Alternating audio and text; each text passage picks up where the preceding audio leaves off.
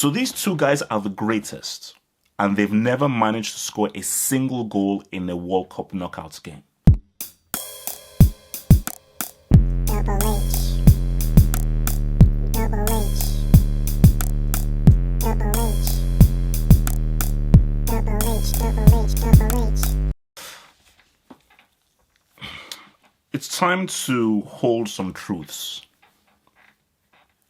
Because, as we now build up to the last eight of the World Cup, there is a narrative that's going out there that, this is perhaps the greatest World Cup of all time. And this World Cup has shocked, it's marveled, it has been amazing, and it's been dramatic. But I want to just focus on the fact that this has been, and it's being said as one of the best World Cups ever. And when you look at the vibe and the electricity and how people are receiving it, I find it interesting that we're in the last eight and the two GOATs aren't in there. So I want to start because I've got everything written down. Yeah. So let's start with this. What is greatness? You see, when you say someone is great, it means that they do something that is inexplicable. They do something when you go back and say, how the hell were you able to do that?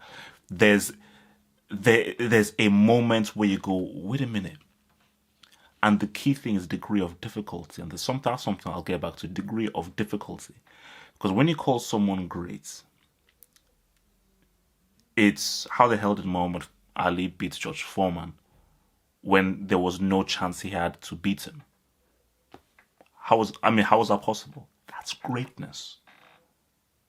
How was Tyson able to do what he did as an 18-year-old? That's greatness. How was Maradona able to do what he did with Napoli? That's greatness. How was Pele able to do what he did as a 17-year-old? That is greatness. We'll get back to that. But greatness is something that you marvel at. That's where, this person is superhuman. This person has done something that we didn't think was possible. He has exceeded something. But degree of difficulty. Messi and Cristiano, they're out. They're no longer in the last eight. And prior to this World Cup, we saw Lionel Messi take a picture with a goat. And I had a narrative of Cristiano being called the greatest of all time.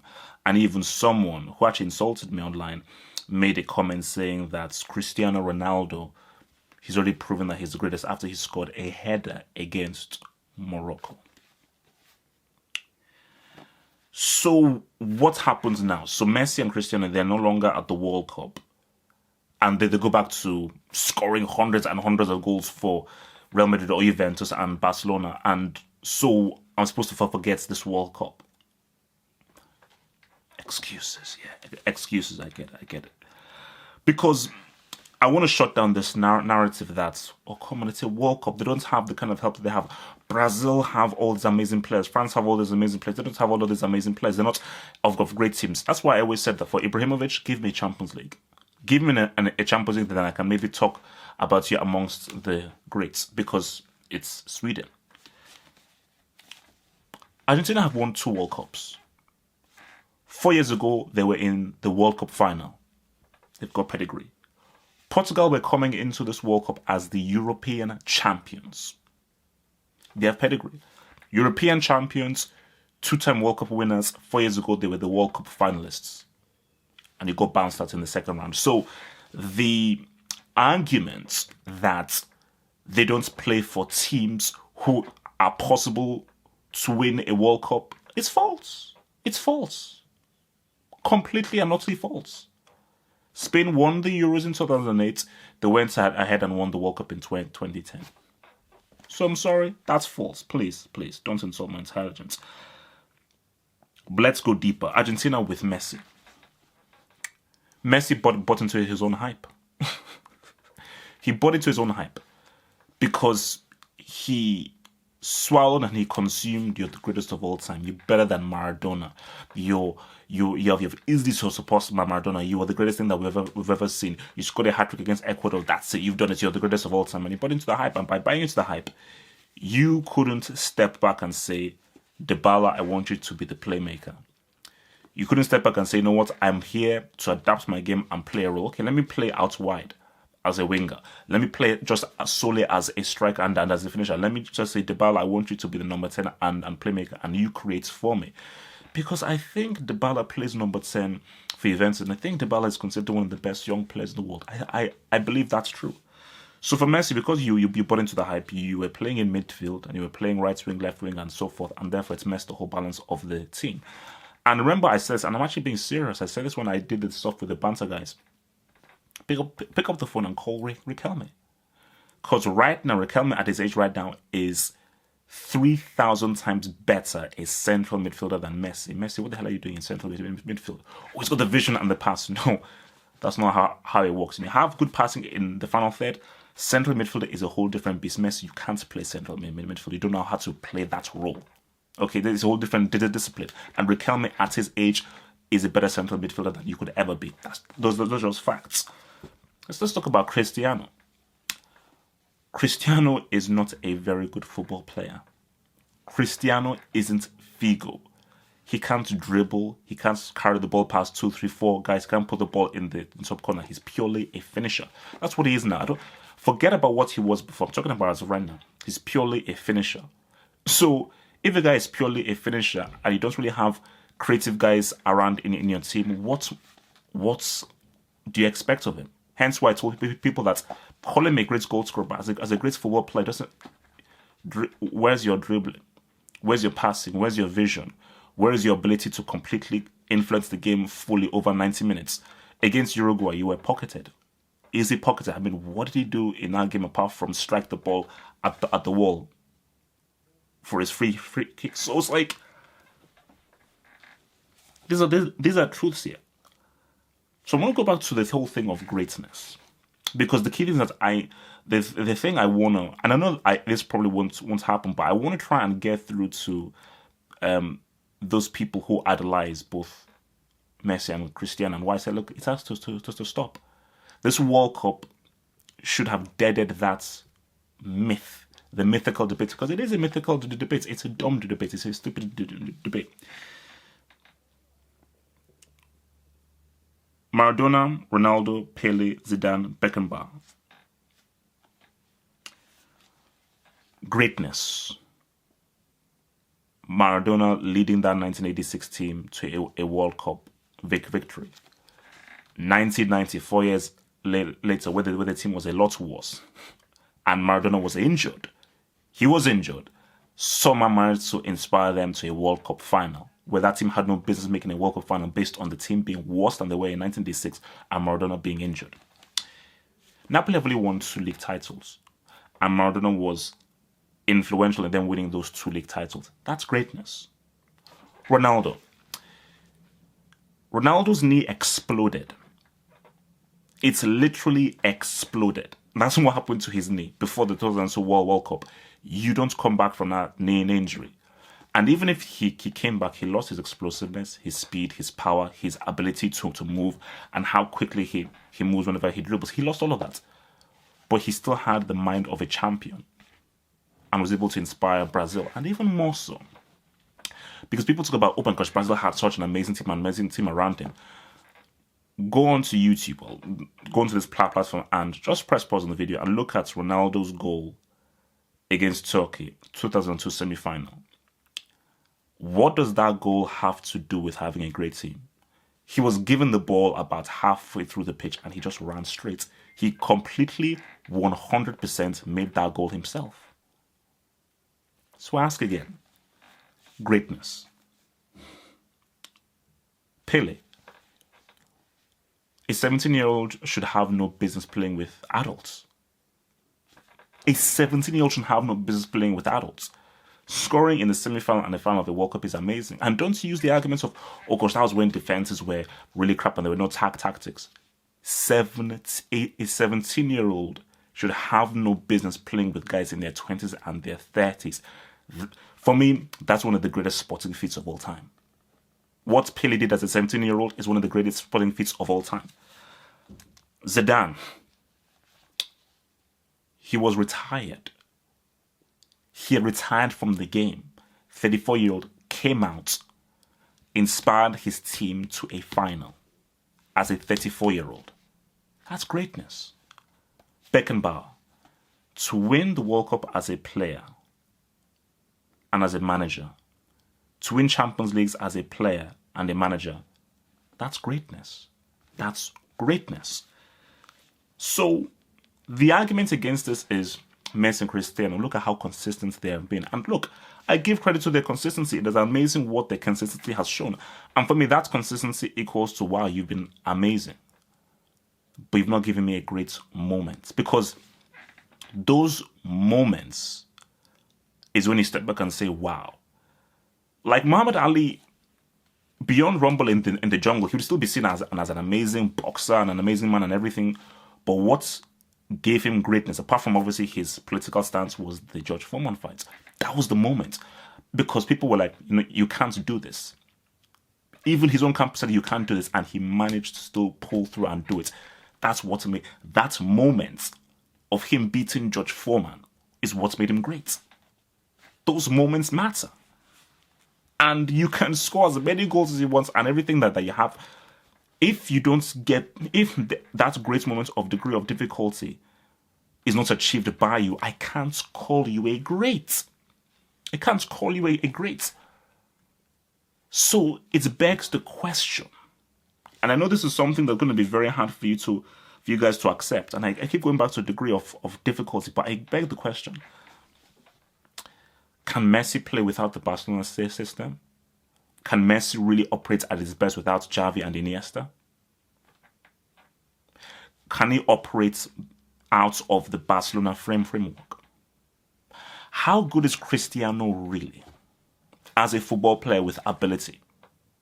Can you trust Cristiano if you give him the ball, he can be able to create something and make something happen if you just give him the ball to feet? Really? Cristiano didn't play in the Euro final. Ronaldo played in the Copa America final. And he played in the World Cup final and scored in both. Cristiano, you didn't play in the Euro final. You helped your team to get there. If Pepe is not in that Portugal team, Portugal don't sniff that final and they do not win that final. Without Pepe, France beats Portugal. Cristiano, you went there in the Euro final. So I'll give you credits for helping Portugal. You didn't win Portugal those Euros. You didn't, because you went to the final. You didn't play the final. I'm sorry. I know that's not what people like to hear, but it's the truth. So what I want to just end with is this. I can't change your minds, because I think when I've been online and I've been, interacting with people and so forth, I've realized that I can't change people's minds. I can't change people's mindsets that people are obsessed with having and holding on to their idols. But you're going to have to let go. Because they can continue the statute and everything. Mbappe is exciting. Hazard is exciting. Dembele is exciting. Pogba is exciting. I'm going to throw in Julian Brandt. I'm going to throw in Sane. I'm going to throw in Dybala as well. These are all exciting players. A new crop is coming through. Because I'm bored of the Messi-Cristiano debate. I never bought into it, but I'm bored of it. It's amazing what these guys have done and what they started off with, but it's boring now. It's time to get new blood. It's time to move through. Like, look, once Ronaldo retired, I was like, boom, okay. Once Zidane retired, I was like, that's the end of an era. Time to usher in a whole new era. Time to usher in the era of Neymar, of Coutinho as well. Because this World Cup is telling you that there's a changing of the guard.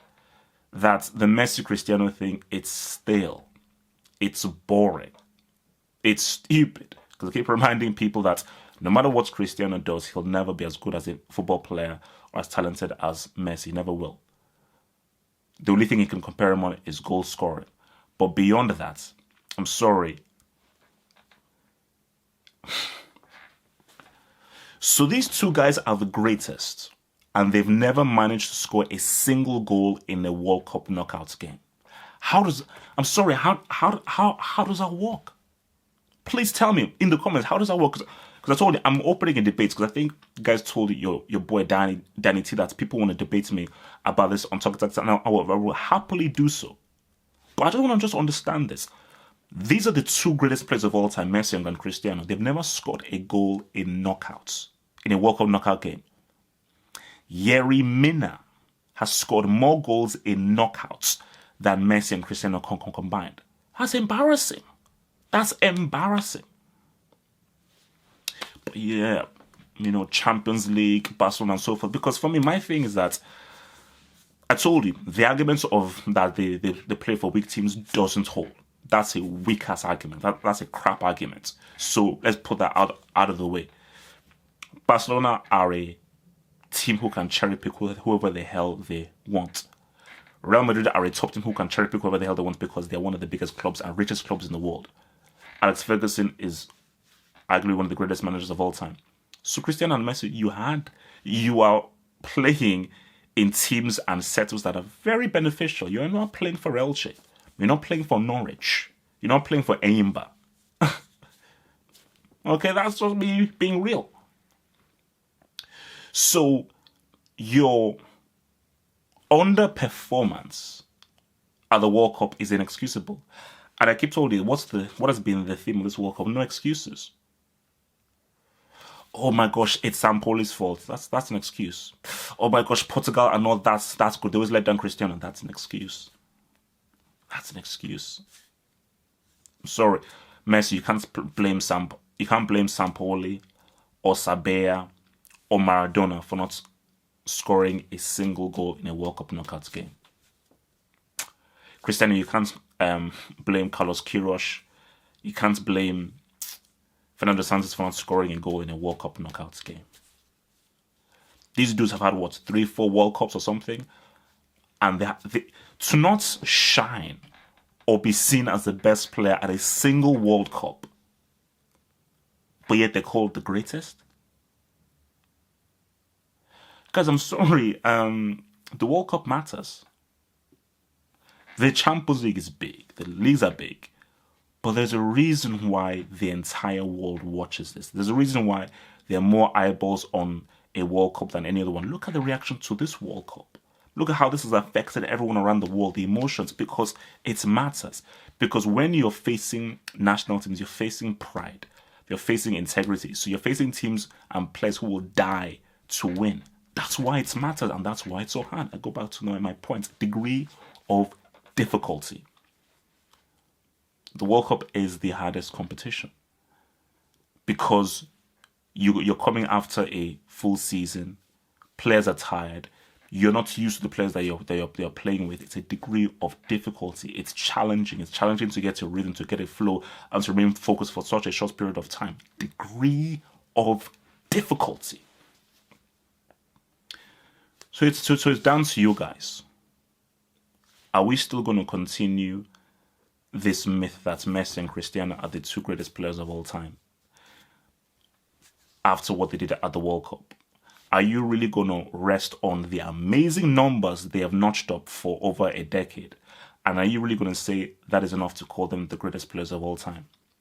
Because for me, if we really want to say, the whole point is that there really isn't really a greatest, But if you're going to force me to say who is the greatest, you have to look at between what Pele and Maradona did. Because what Pele achieved as a 17-year-old, that is freakish. Freakish.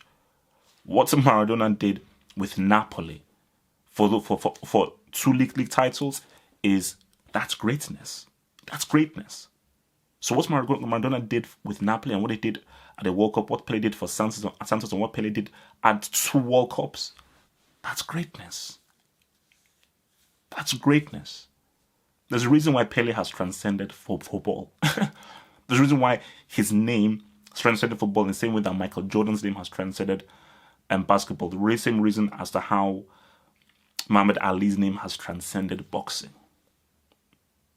Degree of difficulty. So you have to answer this, my dear children. Are you going to continue paying homage to your idols? Or are you going to just say, I love them, they're some of my favorite players, but let me step back and be objective and say, I love them, I can't call them great. Thank you for watching this video. Think about pledging and become a Half of Football Hot patron. Pledge an amount each month and gain access to exclusive videos from your boy, the Football Hot, for more analysis. Peace.